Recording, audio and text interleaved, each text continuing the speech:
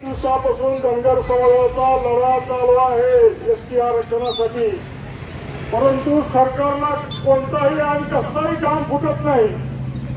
पण आम्ही मागतो काय नेमकं? घटनेमध्ये बाबासाहेब आंबेडकर यांनी जे दिलेला 36 नंबरला की धनगर समाज हा एसटी मध्ये समावेश करावा, परंतु केंद्र सरकार आणि राज्य सरकार एकमेकांकडे बोट दाखवत त्या धनगर समाजाचं एसटी आरक्षणामध्ये समावेश करत नाही. हे अत्यंत दुर्दैवी बाब आहे. आम्हाला कोणतंही गॅजेट लागू करू नका, हैदराबाद गॅजेट लागू करू नका, फक्त घटना लागू करा, संविधान लागू करा, जे डॉक्टर बाबासाहेब आंबेडकर यांनी लिहिलेलं आहे ही घटना फक्त आम्हाला लागू करा, अशी आमची मागणी आहे. परंतु सरकार आंधळं आणि बहिऱ्याचं सोंग घेऊन पूर्णपणे दुर्लक्ष करत आहे. हे अत्यंत दुर्दैवी बाब आहे. गेल्या अनेक वर्षापासून हा लढा चालू आहे, परंतु प्रशासन म्हणा किंवा सरकार म्हणा म्हणावं असं लक्ष देत नाही, लक्षात घेत नाही.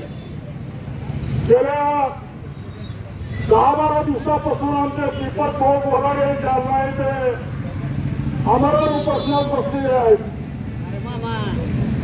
आम्हाला वाटलं आता बोराडे साहेब बसल्यात उपोषणाला, त्यामुळे तर कमीत कमी या सरकारला घाम फुटेल.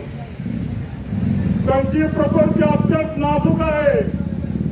त्यामुळे आज धाराशिव जिल्हा धनगर समाजाच्या वतीने जिल्हा अधिकारी कार्यालयासमोर धरणे आंदोलन चालू आहे.